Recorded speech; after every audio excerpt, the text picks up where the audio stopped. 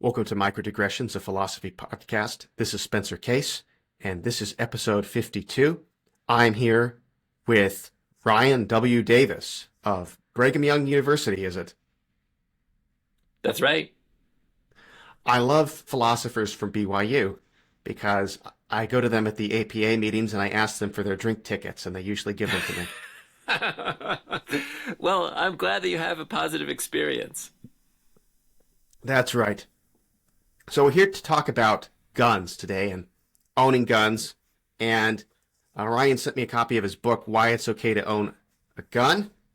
I've enjoyed it. There's a lot here I want to talk about. I'm working for my own book in the Why It's Okay series, Why It's Okay to Be Patriotic. And let me tell you, writing a thin little book like this is a lot more work than it might seem to anyone not doing it. I appreciate that. I thought there's a lot here that was really interesting, and some stuff I thought were very good points, some things I hadn't considered before. The biggest stumbling block for me was like right at the beginning, the stuff about the value of gun culture and hunting culture. Like I've always had a very negative view of that since I was a kid. Even though my family's all really into hunting, I've intensely disliked it. So that was an obstacle for me, selling me on that. But there were some very well written passages in that, and it's a very interesting and novel way of grounding like a right to own gun. I wanted to go over that in some detail, and I was wondering if you could begin by explaining how you're splitting the hairs of a dilemma by, let me see, who was it? DeGrazio's dilemma about, well, our guns can't be intrinsically valuable, but they don't seem to be instrumentally valuable either. But you find another way guns could potentially be valuable, and that's where you bring in this thing. So why don't you explain how that works? Yeah, no, that's good. And I'm also interested in your reaction to that to the hunting culture kind of thing. I'm interested in other people's points of view on this. So footnote there. So there's this thought. So DeGrazio's thought from the point of view of a skeptic about gun rights is that there's two ways that guns could be valuable. He supposes that they could be intrinsically valuable, or they could be instrumentally valuable. And the thought is, let's first suppose that they're instrumentally valuable. They're valuable, for example, in self-defense, in recreational pursuits, and things like that. He thinks that if they're valuable only instrumentally, that the instrumental value of guns will not ground a very powerful or very, very significant right to gun ownership, because you could realize the instrumental value of guns in many ways that don't involve private firearms ownership. So, for example, if what you really wanted was a right to own guns for the sake of self-defense, then anything that could provide adequate protection, whether it be law enforcement, whether it be some way of securing protection that doesn't involve a gun, just like having an alarm system, anything like that could provide an effective means that would then sort of displace the specific right to own guns. If it's about right to the instrumental value for the sake of recreation, then you might think, well, that's not as important as a right as other things. And so it seems like the instrumental value of guns will not really provide the kind of right that defenders of private gun ownership had hoped to maintain. On the other hand, they suppose that like if a gun is like intrinsically valuable, if it's valuable in itself, just sort of like without being used in any particular way, without being used as a means to anything, then it seems like it's not going to provide the right to gun ownership that firearms defenders want either, because you could just like take the firing pin out and sort of keep it as an object that you happen to value or something like that. It's not going to be the kind of thing where you could have a right to use the privately owned firearm. And so he's like, look, it doesn't look like either way that it's going to come out to be very significant.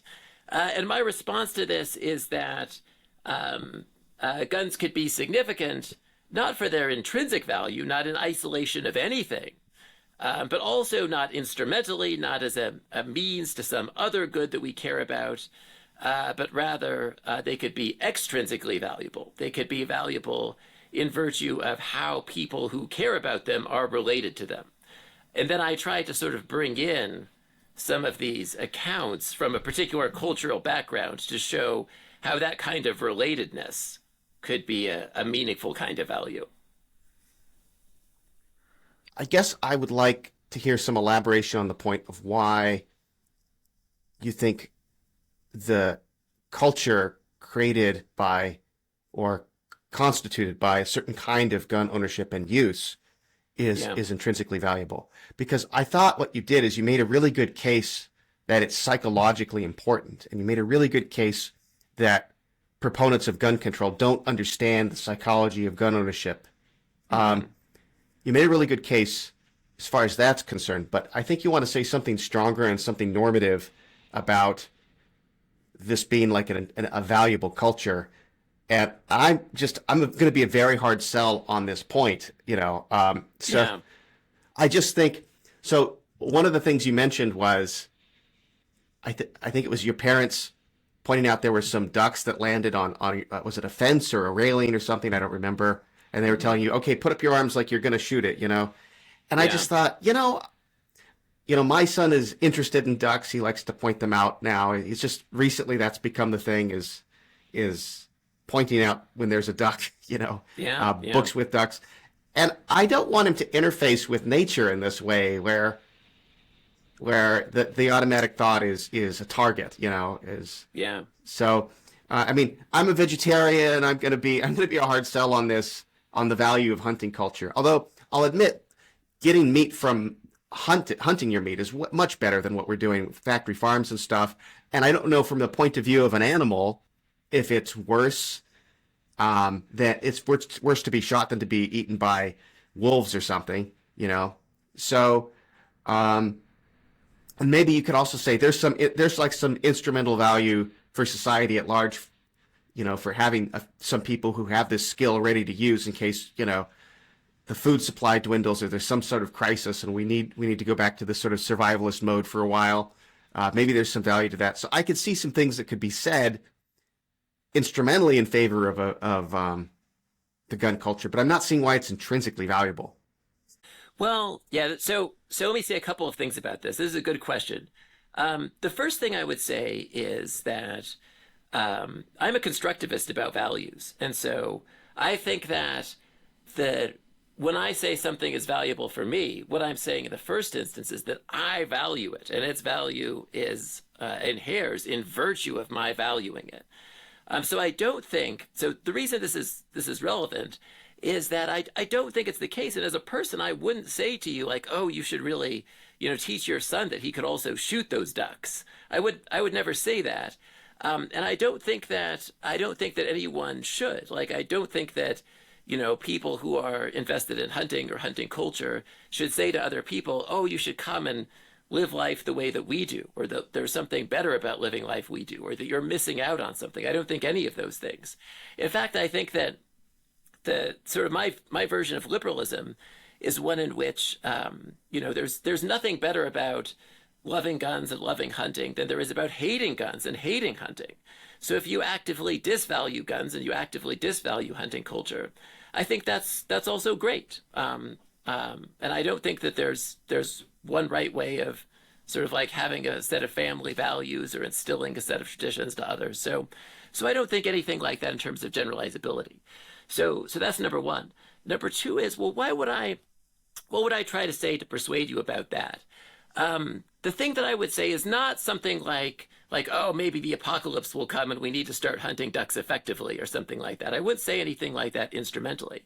Rather, what I would say is I would just try to tell you stories in which it's really foundational to a certain schedule of values, of which I happen to be a participant, happen to grow up in, to have guns and to hunt and to sort of to build your life around the hunt. So for example, I borrow this idea from Jonathan Lear about what he calls conceptual devastation, where the idea is that you could have a whole matrix of concepts that make possible certain actions, where those actions sort of like really hinge on a few core concepts. And the way that I grew up, those concepts were hunting concepts. Well, like what's good weather, what's bad weather. You understand that in terms of what's good for hunting and bad for hunting. All of our holidays in our family were hunting holidays, Thanksgiving, birthdays, Christmas, all of those days were days that you went hunting. Your birthday was a day where you get to choose where you go hunting. All of the sort of structure of planning and anticipation in my family was based around the hunt. It was sort of like in the summer, you're looking for places to hunt. You're looking for places where you might go. When you're on a trip, you sort of scout places where you might take other people to hunt. There's a system and a network of coordination where you're working collaboratively. You're like, where are we going to position people so that like, you can push the ducks past someone else, and then they'll get a shot at them. So if you think that, so there's a question about whether this is permissible activity. And my view is that it is permissible, but just spot me that for a second. And if you do spot me that, then even if you don't think any of this is valuable, then it would be like if you sort of see people who, sort of like care about soccer and they care about the pitch and they care about their team and they invest their life around that and their social networks and their familial networks are built around a certain tradition of that. Even if you're like, oh, I don't go in for this sport, I don't care about it, you might think, well, if we were to just take it away from them, that would be devastating to them in this particular sense, that it would remove from them a certain set of activities that make possible not only those activities, but a whole schedule of networks, traditions, relationships, collaborations, and things that those people care about most deeply. And it would be a loss, if not for you, it would be a loss for them. And I try to suggest that one such case is the case of hunting traditions in our country. Yes, there's a part here that I like and I'm sympathetic towards, and the part where I want to push back. So the part that I like is, and it's something you do throughout the book in different points, is you point out that even if there isn't anything intrinsically important about guns as far as self-defense goes, the fact that it's part of a culture and valued by people sort of exposes the unsatisfactory nature of the reply. Well, couldn't you find meaning doing something else? Well, yes, but that's true of a lot of things. Well, Right. we could ban soccer, and you could just play, American football like a good American should, or something like that. It's like that doesn't sound like a very good response. It sounds like a very authoritarian kind of thing to say. You can just find your meaning doing something else. What about the network of meaning I've chosen for myself? So I think that's a very effective reply. But the first part of what you said, I think points to some much deeper philosophical disagreements between us. The I am not willing to go along with the inference from valued by someone or some group to valuable. So it seems like there are all sorts of cultures that value different things, and not all of those things are intrinsically valuable. And some of them, I think it would be good if there were some conceptual devastation, if honor killing went away, or Yeah. or whatever. Or maybe a less insulting comparison is, you could imagine that there is a culture, like a subculture in the United States that's really, I don't want to use the word obsessed. They're really into racing cars on the freeway. And there's a certain amount of danger involved with that. And there's a higher level of fatality. But hey, it's okay because, this is a lifestyle people have chosen, and people are allowed to drink and smoke and do all sorts Right. of things that are not good for themselves. So yeah, I guess I could sort of see the argument for permission here, but maybe depending on what the impact is on others. I'm not seeing the case for why it should be like esteemed. Like if this culture were to go away, it just fell out of fashion. would the world be worse off? Would we have some reason to try to resuscitate it? Yep. No, great. There may be some broader philosophical issues here where we differ on. In fact, I suspect knowing you that might be right. Talk about the honor killings and the street racing cases. The thing I would say about those cases is that I'm just going to say a kind of traditional constructivist thing about this, which is, so I'm a Kantian as my background, and the thing that I think is that there's some side constraints, as it were, where if you're doing something impermissible, then it doesn't have the value that it would otherwise have in virtue of your valuing it. So there's just some parameters. I'm not defending this view here. I'm just saying that if something is impermissible, then that's out. And so it seems to be, by hypothesis, the honor killings case, that's out because it's like, it's not permissible to engage in honor killings. The street racing case, it seems like, is also quite plausibly impermissible. Even in the ideal case, if you're sort of like a conscientious street racer, it might still be sort of like negligently subjecting other people to risks that they have rights against, let's say. And if that's right, then, your honor killings culture and your street racing culture, well, they've got to go because you can't violate other people's rights. Now, if you think that the ducks have a right against being hunted, well, then we've got to talk about that, because then it'd be out in the same way. But if the question is just something like, well, why is this something that is sort of something that it has value that we'd want to resuscitate? So now I'm to that part where it'd be like, all right, let's grant for a second that it's not impermissible to have the hunting culture. But suppose it just went away. Would we have reason to want to bring it back? And there I think perhaps not, because I think that the values that there are within the parameters of what's permissible are just the values that valuing agents have. And so I think that, if hunting culture went away, that if you didn't happen to want to bring it back, if that was not a project that you didn't care about those traditions, then, so it goes. But, I think that same way it's sort of like, funerary rites in Rome, we don't have a reason to bring back. Even if we discovered they were permissible, we have our own rights and we have our own traditions. And, or similarly, if you had some, 19th century Shakerism in the United States is a tradition that's now fallen away. Other kinds of there's other kinds of theological democrats that like lost ground in the 19th century. We don't have a reason to bring those things back, or if you do, it's just because you happen to care about it. But if you encountered a practitioner of those traditions that were permissibly operating, it would still be wrong to try to destroy that tradition or to remove the grounds for its potential continuity, because those are valuable agents who care about it. So that's all I would say. Okay, so it sounds like your version of constructivism is not the most radical kind. It's there are some, at least the kind of Kantian constructivism I'm familiar with. There are certain things that will apply to all rational agents, and so that prevents you from going into all the way down to relativism. I thought that's where you were headed, and then I thought, boy, that's where. What scandal there will be when the word gets out that this BYU professor is espousing relativism.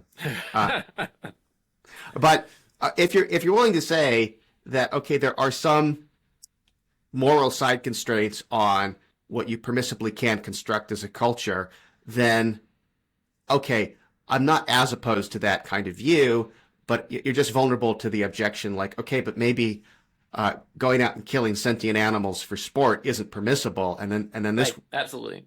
Okay. Yeah, no, if that's the objection, I mean, there's a set of people in this book where I just sort of like, say, where my response to them is like, go in peace, like kind of thing. And if you think, and so I don't say in the book anything in defense of killing sentient animals as being morally permissible.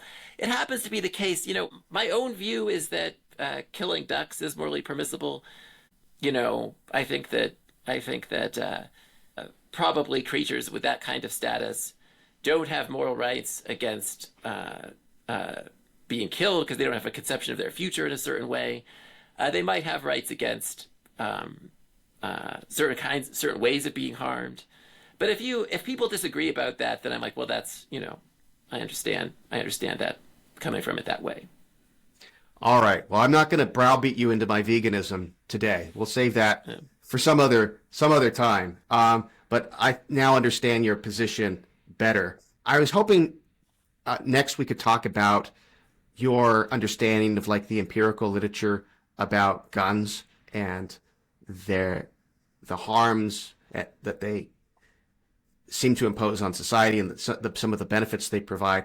Yeah. I liked one thing you said in that section, which is when philosophers look at some kind of empirical literature, they should think of themselves as outsiders for the most part. And there's something that I see a lot of that has really gotten under my skin is it tends to happen, I guess, with like psychology, social psychology a lot. Philosophers will dip into that and they'll just plump on one side of an ongoing debate. And maybe they'll acknowledge that there's a debate, but there'll be a footnote that say, okay, yeah, these people disagree, but see so-and-so's reply, as if so-and-so's reply was just going to settle matters once and for all. Right. You know what I mean? And it's like, probably we should see this with, where's the epistemic humility here, Yeah, no, and I think philosophers drawing on psychology is great, but I do think that, just as like, you see people in other disciplines read philosophy papers and they'll sort of like make some reference to like, oof, this person clearly is an outsider to the discipline. And, I'm sure I sound the same way because I'm not a criminology scholar. And so I'm just a consumer of this literature. So, yeah. Understanding that we are both outsiders to this literature, tell me what is your read on it? You wanted to set aside the most pro-gun sort of studies for your, I guess, conclusions to be more credible to your interlocutors, and also, I suppose, to make sure you weren't misleading yourself by cherry picking the best stuff for your view. Right. So, given that you've done that, tell me a bit about your conclusions. So I think that if you're just a utilitarian, if you're a sort of public health ethicist, and you think about public health in terms of just sort of like life years or something like that, then I think there's a reasonable case for a variety of kinds of legislation that proponents of gun rights will generally oppose. So I'm not that person in terms of axiology. I'm much more concerned about freedom than I am concerned about a kind of public utility from a health ethics point of view.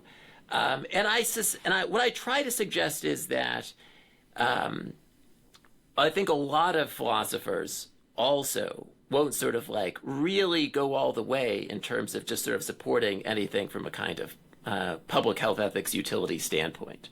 So I think one thing is that if you sort of go in for a kind of Rawlsian basic liberties or a kind of deontological rights or something like that, then I think that just as we'll allow a variety of rights that might not be utility promoting or might not be public health promoting, that gun rights will have as good of credentials as many of those other rights that philosophers go in for.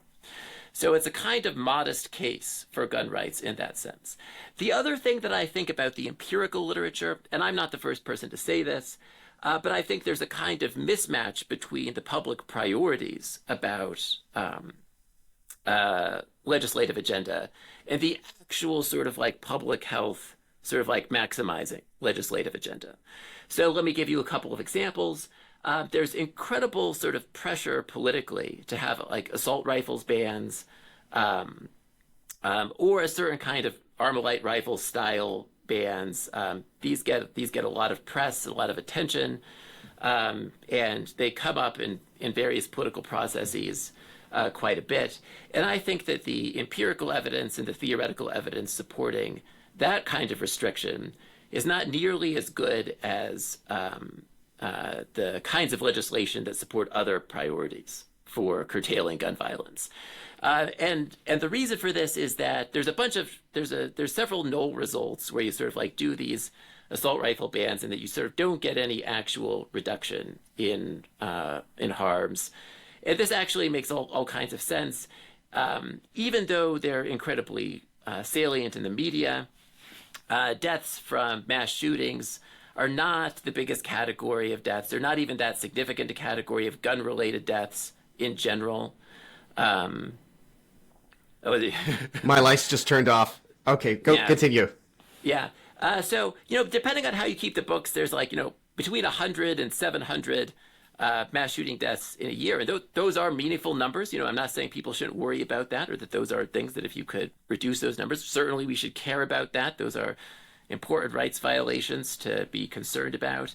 But when you think about that on the scale of in the United States, some 20,000 gun-related deaths in a year, that's not the lowest hanging fruit of the things to prioritize. And I think the lowest hanging fruit are things that are more compatible with a kind of liberal right to gun ownership, where you're not going to be using the law to criminalize an action that you otherwise think is morally permissible. So, for example, waiting periods. I think there's good evidence for that, and you could think that like a waiting period is a much less significant restriction on a permissible exercise of if you grant it as a right. There's a much less significant restriction on a right than sort of like prohibiting people from using a certain kind of firearm that they have independent otherwise reasons to care about a lot. Similarly, background checks. If you could do background checks in a way that's sort of compatible with liberal rights, you're not doing it invasively or a way that uses surveillance or something like that. But you could just do it in a way that's sort of relatively quick that prevents people from accessing firearms if they have done something to alienate their right. Those things there's a lot better evidence for that'll support public health outcomes than the assault weapons ban. And then you sort of get into this huge debate about like, well, what's an assault weapon? What are the purposes of the weapon? And so I think that from a sort of public health standpoint, even if you sort of go in for just thinking we should do the utility promoting stuff, which is not my view, but if you go in for that, then I think that there should be a different schedule of legislative priorities than we sometimes oppose. I get the sense that what's happened with AR-15s in particular, when people talk about assault rifles, I think they mainly mean AR-15s. Yeah. I don't have one. I would like to own one, just because that's what I was trained with in the Army. It's what I feel comfortable handling. I can take one apart and clean it and all that stuff. I know how to do that.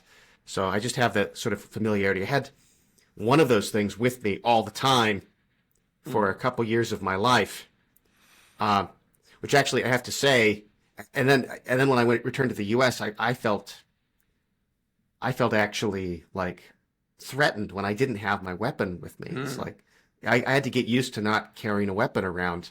But then it was great. Now, people who want to carry a weapon around, I'm like, man, I had to do that. And I am very grateful to live in a country where I don't have to have a weapon on me at all times in order to feel safe. But I think that the AR-15s have become kind of just a symbol more than anything. So I think usually when we get obsessed with symbols of a problem more than the problem itself, it's like a just psychologically distorting influence on politics. I think some of that is going on here. And on both sides too. I remember hearing on the news that there was some place in Idaho, people wanted to make a law that would allow, like a local law that would allow kids to take AR-15s to school and keep them in their lockers. And it's like, okay, that really does seem to be going too far. But there's the sort of, it's sort of a development of what you were saying about thinking of these things as expressions of. Yeah. And to be clear, I'm equal opportunity about these rights. And so so I agree with you about that case. And here's a good theoretical, what I think is a good theoretical reason for this is that at school, there's going to be kids who really don't want to see guns and don't want to be around and feel afraid. And so we have to think about their rights just as much. And I think the same kind of stuff goes for like public spaces, public events, parades, this kind of stuff. I think the right liberal approach to these kinds of things is not to think like, well, we need to sort of protect just the rights of gun owners, although I do think that, but also we need to protect the rights of people who don't want to see guns, don't want to be around guns, don't want guns at their events, don't want to be around guns in public spaces when they're occupying those spaces. I think that liberalism should, just as much as it protects the rights of gun owners to use and exercise to maintain their culture, we should likewise protect the rights of people who want to have anti-gun cultures to maintain those cultures. So I also wanted to say something about the utilitarian debate here. Yeah. So, um, one thing that is interesting is suppose you had this safetyist utilitarianism, you might Hmm. call it. Um, there are still some things that it seems like it would be imprudent to do in the name of promoting the greater happiness. So, for instance, if we we agreed that we all agree that we should do what's for the greater good, um, you know, shutting down a particular church that has views that are noxious. Maybe it's the Westboro Baptist Church. Nobody likes Hmm. those people. Or shutting down a particular newspaper Right. that has bad views. Even from even a rule utilitarian, but from even an act utilitarian standard, that could be a bad judgment because you're setting a precedent for a slippery slope and all this sort of stuff. So I've wondered, and your book has got me thinking about this. I've wondered if you could say something similar here about guns, where the even if it were the case, take away all the guns, things will be better. Let's just assume that's the case. There's still a ways to go in justifying the utilitarian case Yeah. for. Um, I mean, this isn't even considering the costs of taking these things back, which would be tremendous in the U.S. But Absolutely. but even if you could make them all disappear by a switch, um, there's still the question of, from a utilitarian perspective, would you be setting a precedent for some further invasion into people's choices and that the next intervention might be the one that brings utility down, but you would have set a precedent that would move society in that direction. Yeah. No, I think that's right. And there's other complicating issues too. You have to think about what's the endogenous response of the people about whom you're legislating, both the people who are gun owners and the endogenous response of the law enforcement officials. And there's some work on this. New York had this sort of expansive set of restrictions, and people like legal scholars who are otherwise sympathetic to gun control have studied this, and they're like, "Oh my gosh, this is not working at all." For one thing, the system just gets totally inundated with sort of requests for approval. It's impossible to process them all. Um, so the administrative logistics of sort of like actually institutionalizing uh, sort of like prohibitions are just a far step from sort of just passing the law, doing it. And sort of like precedents from other countries are very difficult to sort of take, to think that there's going to be similar functions here. Like the Australian case where they sort of like people say like they banned guns successfully or sort of had this sort of mandatory buybacks.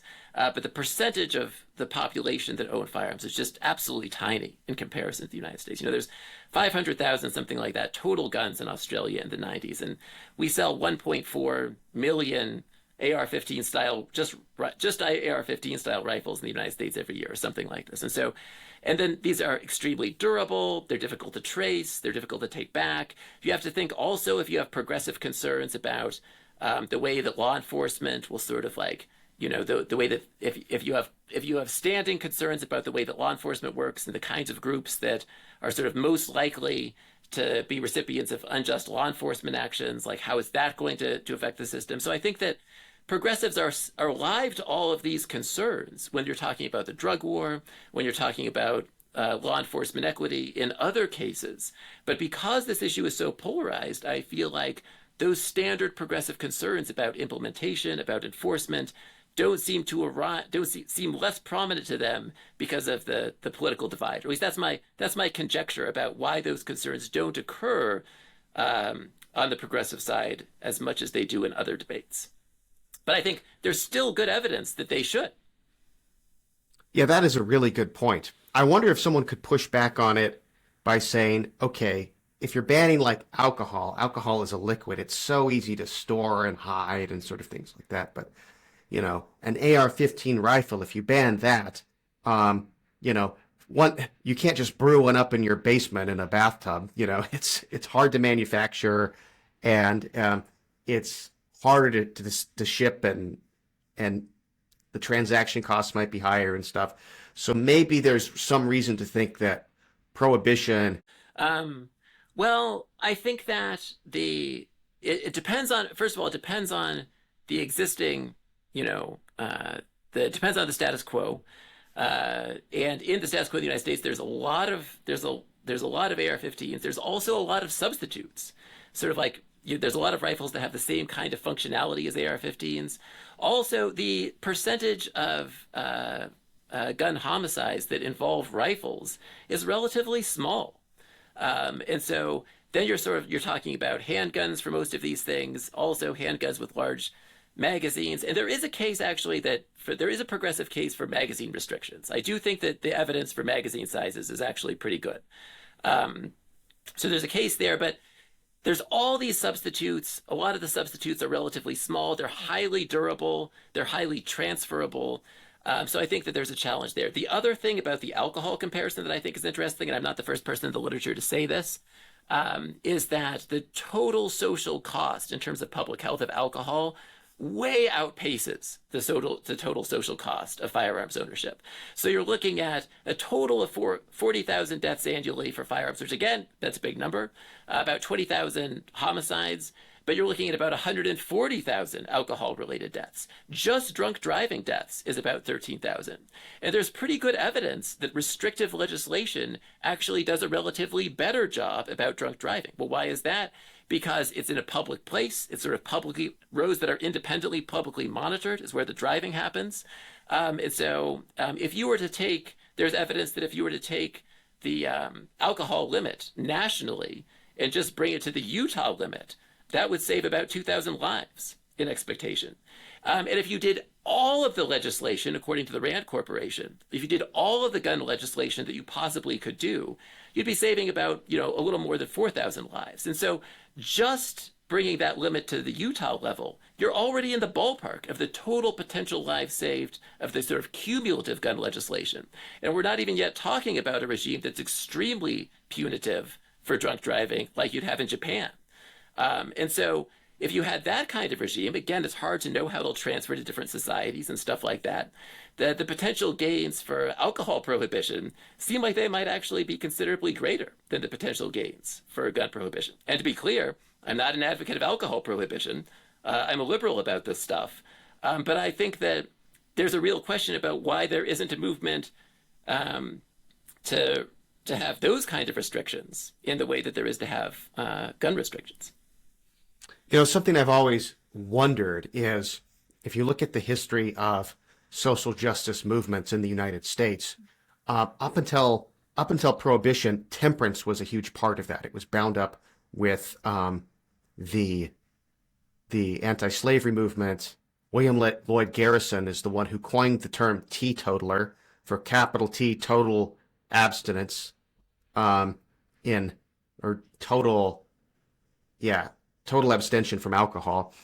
So, and it does indeed seem that the people that the left is most interested in protecting or most concerned about protecting, like women, minorities, does seem like these people are absorbing a disproportionate share of the harms done by alcohol.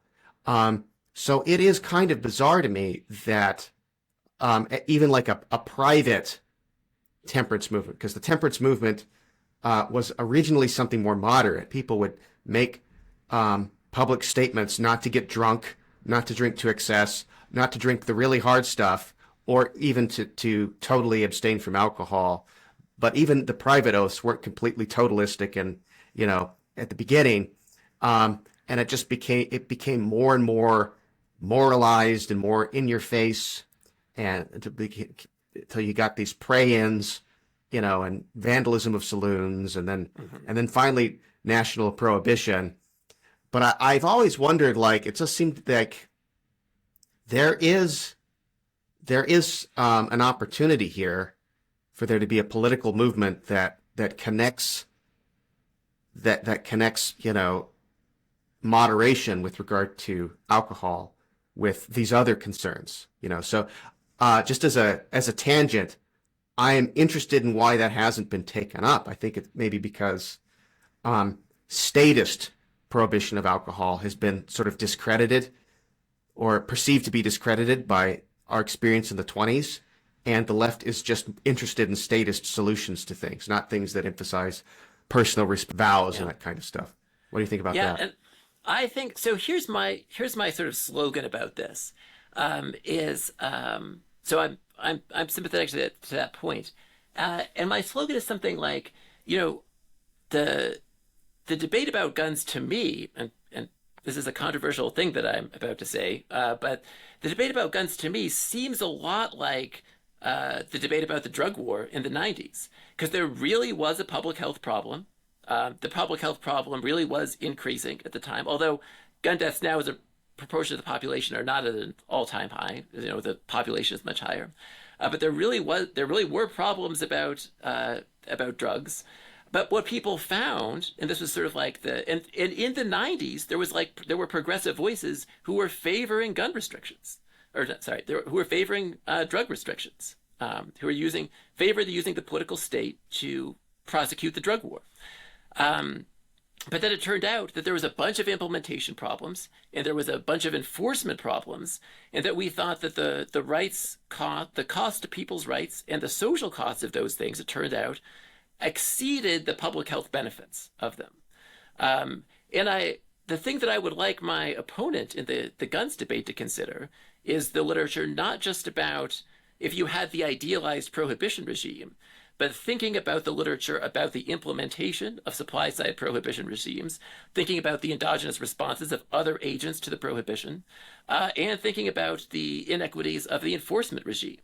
And I think that the same way there was a lot of optimism about the drug war when they identified a real problem, but without thinking about the way in which the solution to the problem would have to work, I think you're going to have a lot of analogous problems if you had a prohibitive regime about guns. Yeah, that point is very well taken indeed. I did want to say one thing about mass shootings, which is I sometimes think that defenders of gun rights are a little bit glib on this point of like, well, it isn't that many deaths compared to other things. So I've written about terrorism, and I have emphasized the point that people who are dismissive about terrorism being a problem, I think, tend to underestimate its cost. They look at the total body count and compare that to, I don't know, heart disease or something, and say, oh my gosh, what are the chances of your being killed by a terrorist compared to all of these cancers? Why are we even talking about this? And in the case of terrorism, I have tended to think that it is a gross underestimation of the harms that terrorism causes.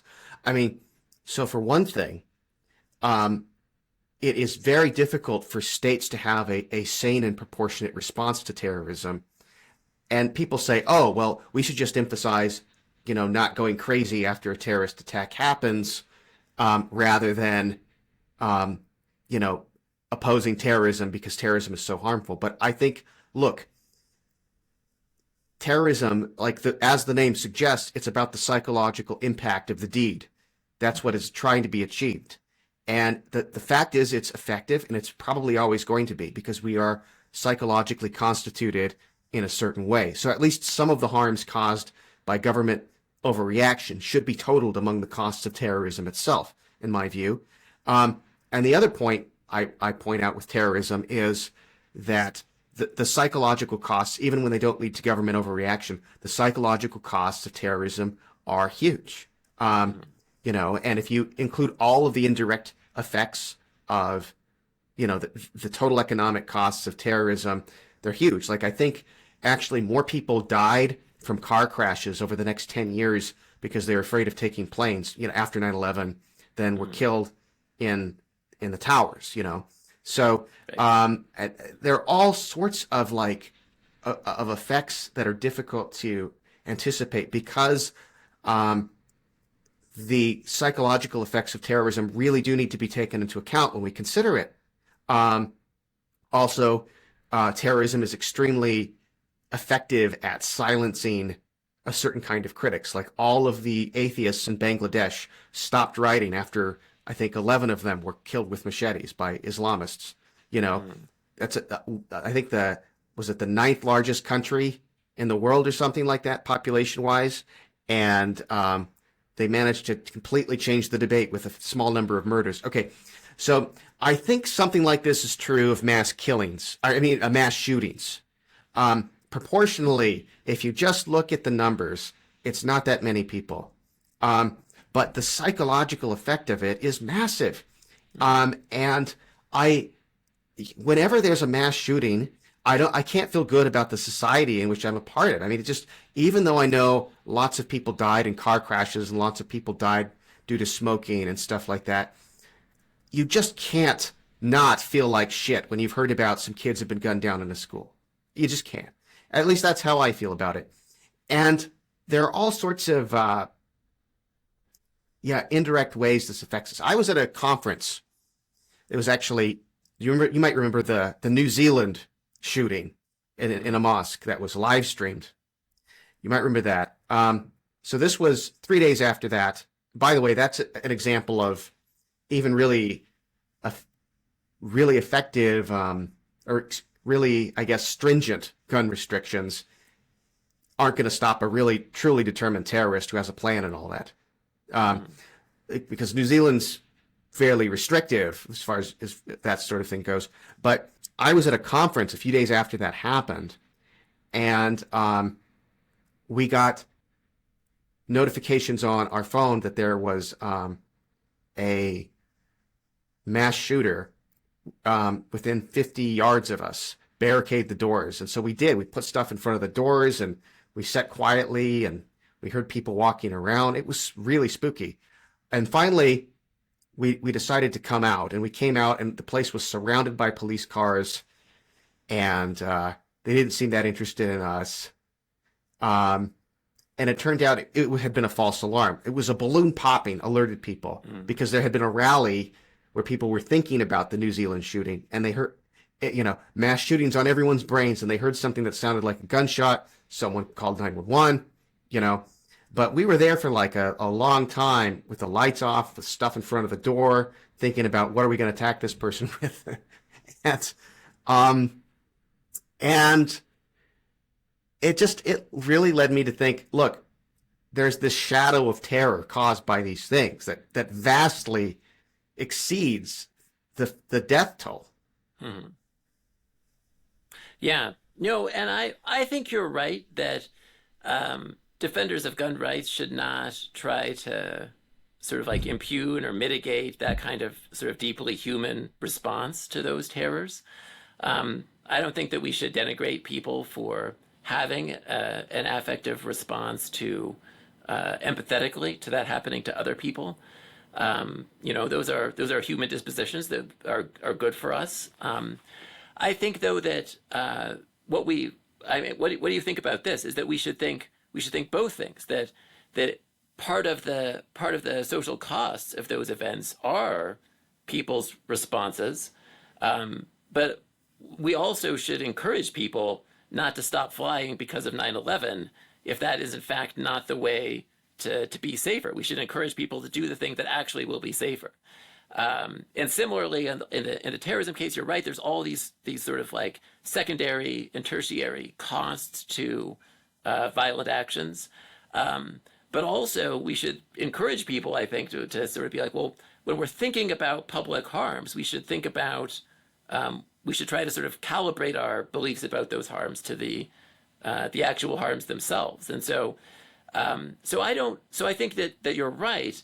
So I think that we shouldn't sort of like denigrate that affective response, but also that it's good to sort of like to keep in mind, well, what are actually the sort of first order harms, and then sort of, well, what we should do as best we can is have our values align with what those facts are. Is that a sufficient accommodation of that point to you? I mean, I agree with what you're saying. I still think that, like, the mass shooting thing is like and the fact that it seems to happen so much in the United States relative to other developed countries. I mean, I know it happened, like the worst one ever was in Norway. Um, you know, there was the New Zealand one. I mean, there are these other ones, but the fact that it happens so much here, and it's the sort of thing like the news can't not cover it. Yeah. Like there's a sort of a bad incentive created. Any kind of nut job can get his manifesto an audience by doing something terrible.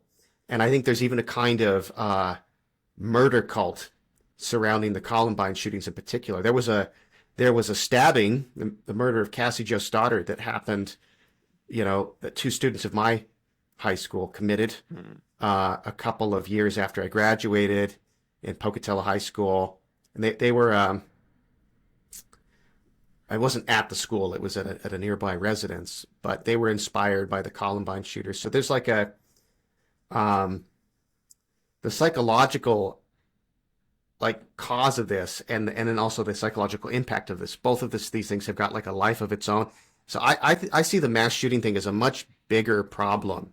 It's a problem that I don't know. I mean, it impacts how we can feel about the world, and like just there's not going to be a news story telling me about every single person dying from cancer, but every mass shooting, I'm going to hear about it. I'm going to feel bad because of it, and I think I would like to see something done about this problem, and I understand the sort of like, oh well, look at all the people who die from alcohol, look at all these people who die from other things, and from a certain perspective, I get it, but it doesn't alleviate the psychological harm. Yeah. I guess my question to you, so is the conversation we're having a conversation about what are the sort of empathetically appropriate ways of responding to other humans who have this kind of reaction to news of violence in their society? And I think that's an important question, and I definitely am not here to say that defenders of gun rights are doing a good job at answering that question about like what the right way is.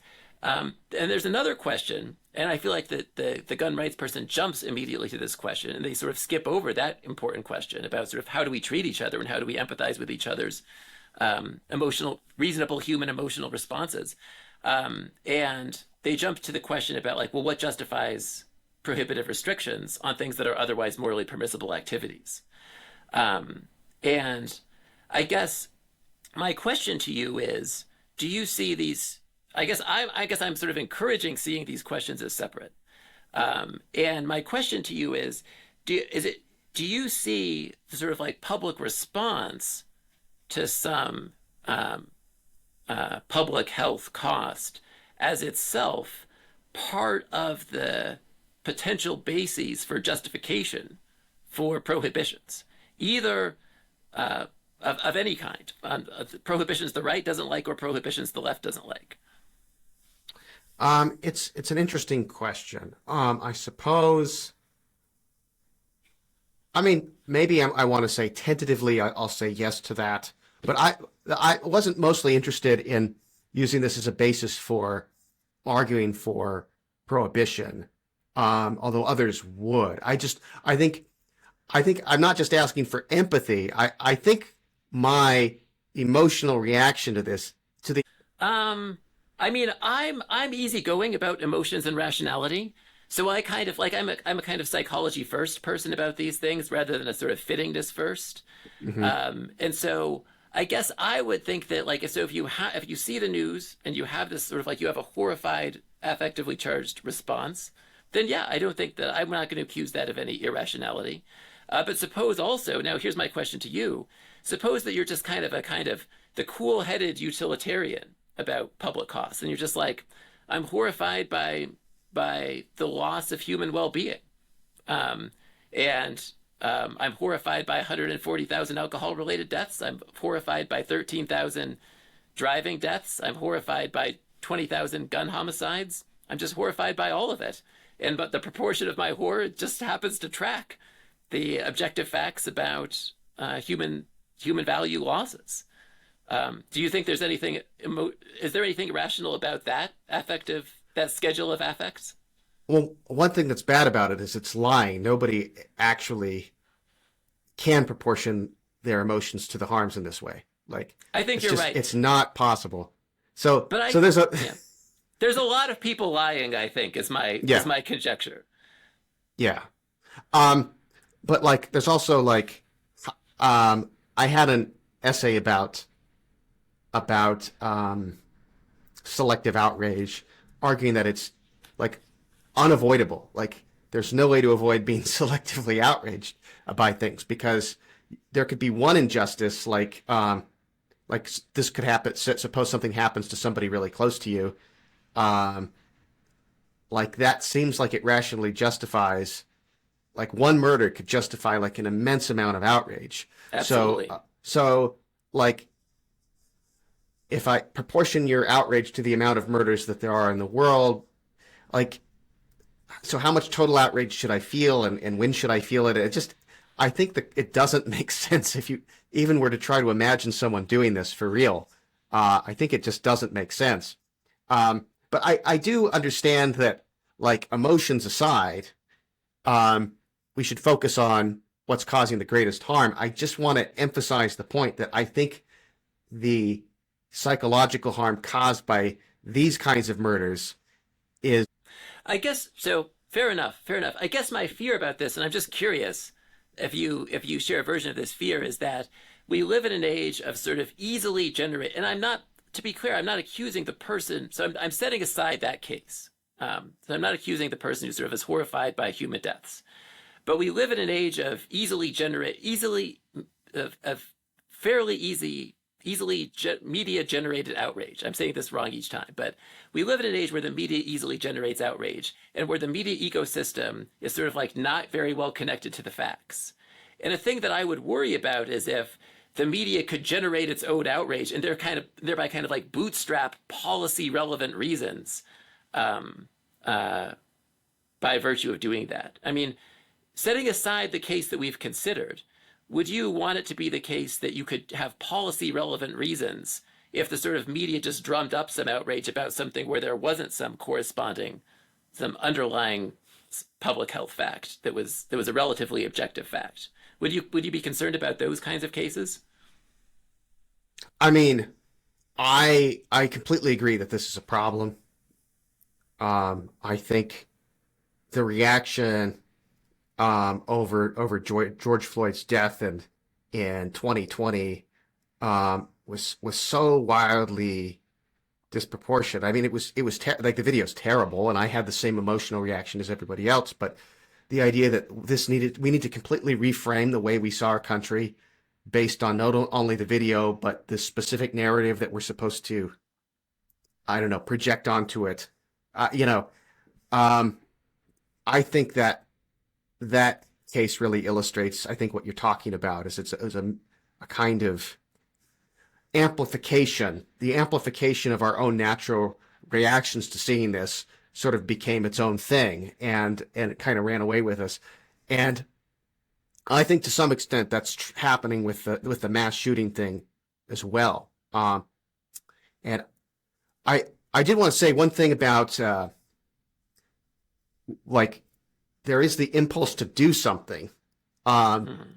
there's the impulse to do something that is hard to resist when something really horrible happens. And you know, that's the way the cookie crumbles.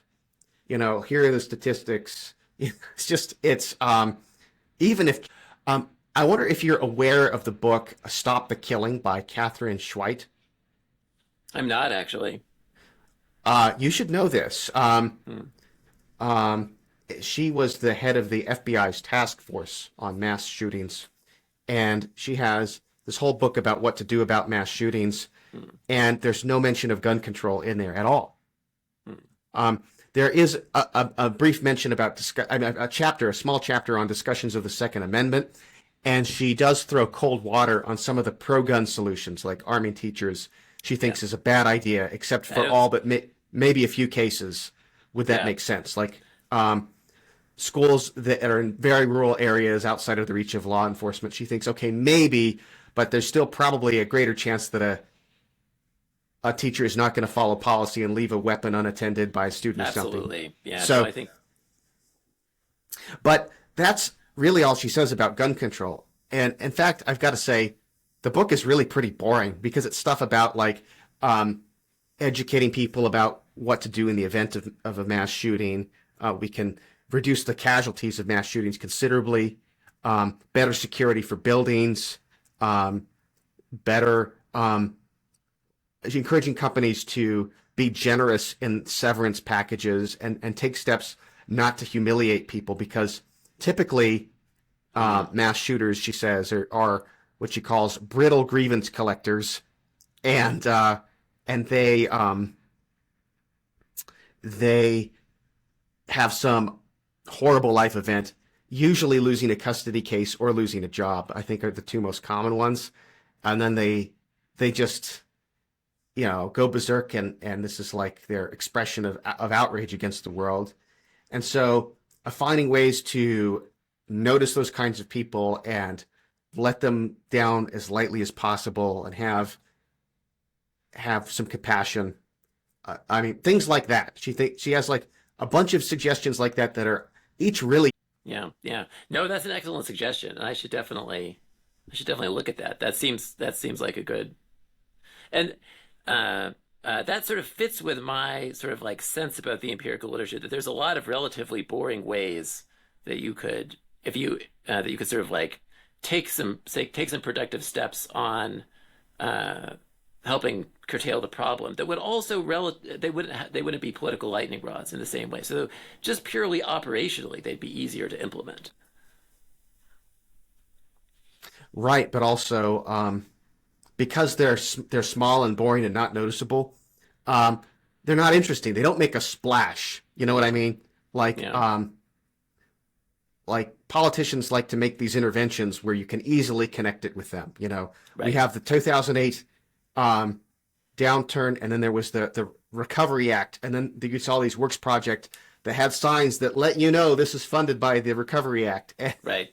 I think that sort of thing's terrible. Yeah, And whereas this is like boring, humble steps that yeah, no one's going to get credit for, and so or not, no one's going to get very much credit for because no one sees where in the country the mass shooting is prevented, or no one knows how many more people would have been killed but for these measures.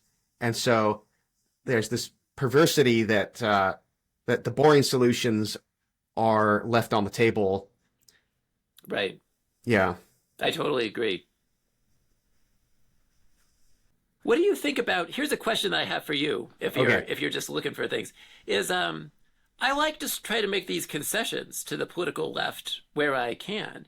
And here's the thing that I feel like they should find really appealing. So I guess I don't know if either of us are representing that view, but what do you make of this? Which is, I think that the political left is really right about something about employment. You were just sort of like making this point about sort of like being disgruntled with your job and sort of like how that's a sort of low hanging fruit kind of area where we could have some policy changes that might reduce mass shootings.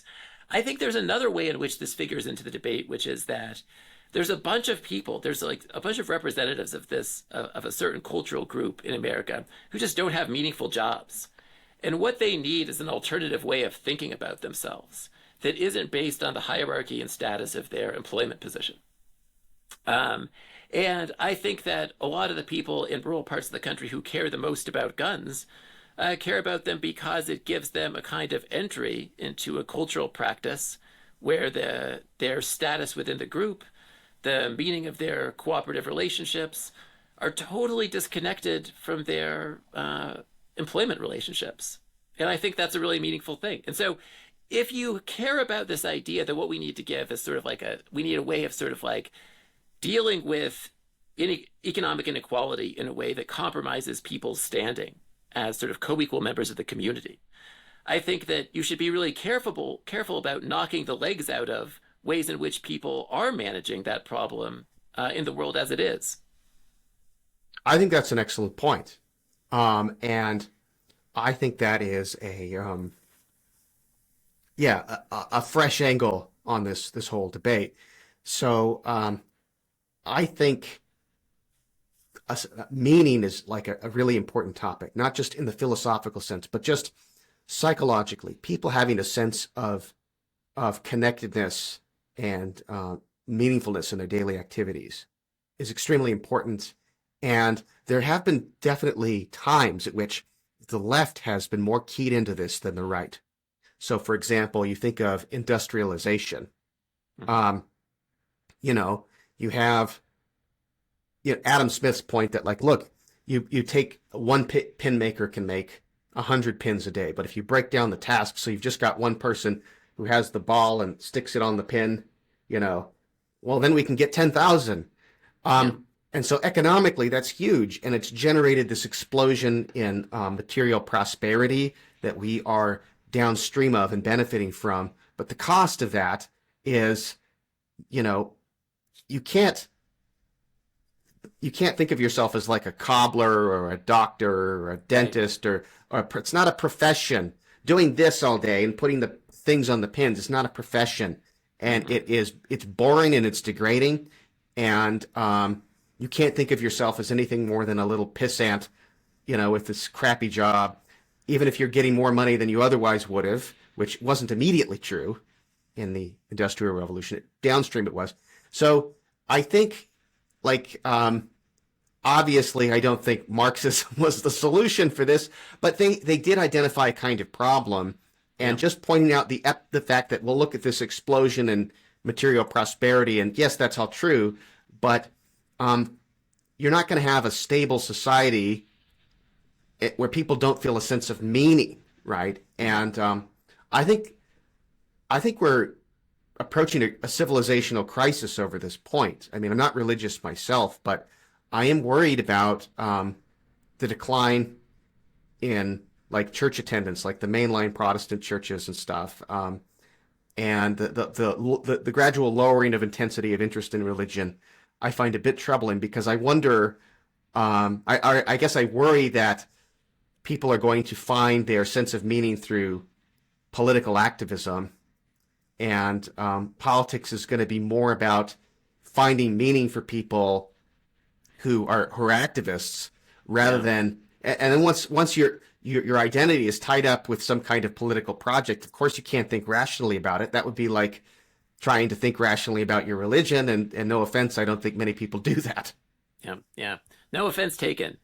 Let me just get your, if you don't mind, let me, before we go, just sort of take your temperature on some other claims that I make, just because I'm curious what you personally make of them. Okay. So do you mind doing a kind of lightning round of just sort of me asking you what you believe about these debates? Not at all. Yeah. Do you believe in basic liberties? Like Rawlsian basic liberties? Do you go in for that? You mean like with lexical priority over other liberties? Something like that. Well, some way where they're sort of meaningfully different as a category. Otherwise, it's kind of like it comes to nothing. Right. I'm not sure. I'm not sure about that. All right. Next, conditional on there being basic liberties. What do you make of the case that there's the basic liberty to private firearms ownership has as good a credentials as the other stuff on that list? I think that's interesting. I mean, so this is distinct from your deontological case for That's right. Yeah. Remind me how the Rawlsian one goes. I'm forgetting. Oh, well, just that think about the ingredients to a basic liberty. It's something that on different stories, that it's extremely meaningful to your life. It sort of maintains your sense of self-authorship. It maintains your equal standing, all of that kind of stuff. And then the hypothesis is, if you can get it for this other stuff, then you can get it for gun ownership. Yeah. So the thing that would follow from our basic liberties that we have a right not to be prevented from owning. Correct. Yeah. Okay. So I think that's interesting. I do think the right to the means of the realization of your basic liberties is somewhat weaker. Mm-hmm. Maybe somewhat weaker. You should have an unrestricted right to religious freedom, but maybe there are some restrictions that would apply to when and where you can build a church. Yeah. There might be zoning restrictions. Some of that might be just. So I do think what you would end up there would be like a weaker, like you could still have a very heavily regulated right to a gun. But I think if you're willing to make that concession, I think, yeah, it seems to follow. Um, what do you think about the Mike Humer style deontological right to a gun? What do you make of that argument? Yes or no on the right to a gun as a means to right to self-defense? Um, so again, we're talking about right not to have the means of effective means of your self-defense taken away. Right. I'm not sure how I feel about rights. I sort of am hedging on the consequentialism deontology thing. Still trying to figure out what my normative theory is. But Yeah. if you take it that there's a right to self-defense, which is at least a plausible claim, then this does seem like it's a pretty plausible extension of it. What do you think about good? Good. So far, I feel great about this lightning round. Okay. What do you think about the Republican case, the sort of like the neo-Republican case for and against guns? I had never heard this before. This is this idea. Well, yeah, liberty consists in non-domination, right? That's the idea. Yeah. And I thought the case against it seemed kind of weak to me. Like I don't know. I didn't feel the plausibility of that argument against gun rights. So I guess you did a good job of refuting it, but I thought really, I haven't heard people make this argument before. Yeah. Yeah. So I, it seemed like, yeah, it seemed like the consequentialist case was the more pressing one to me. Well, and finally, what do you make of the constitutional right to guns in America? Are you yes Yeah. or no on that? Well, wait, what do you mean? Do you mean my interpretation of the Second Amendment, or should there be a Second Amendment?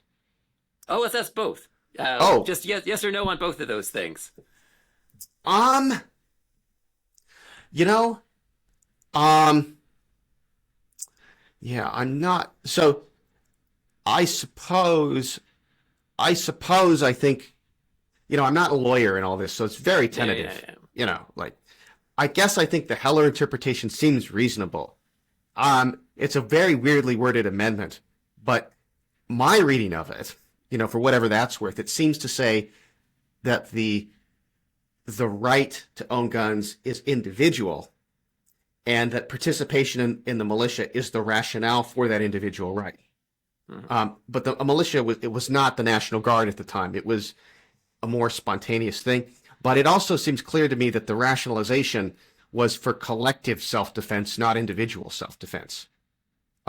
So I don't know whether the same rationale that would have applied in the time of colonial America and a little bit after that is still applicable.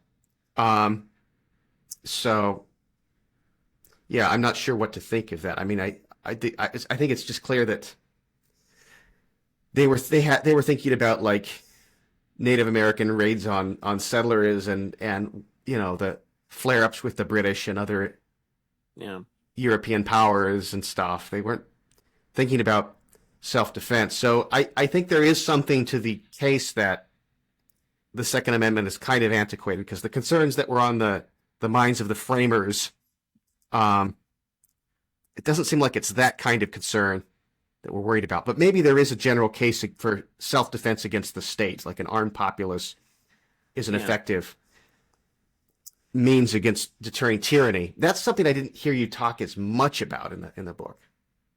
I do think, and I've got to run to class here, but I do think there's some really interesting cases of that in the civil rights movement, the places where there was higher gun ownership, there was also lower lynchings. That there's like, it does seem like there's some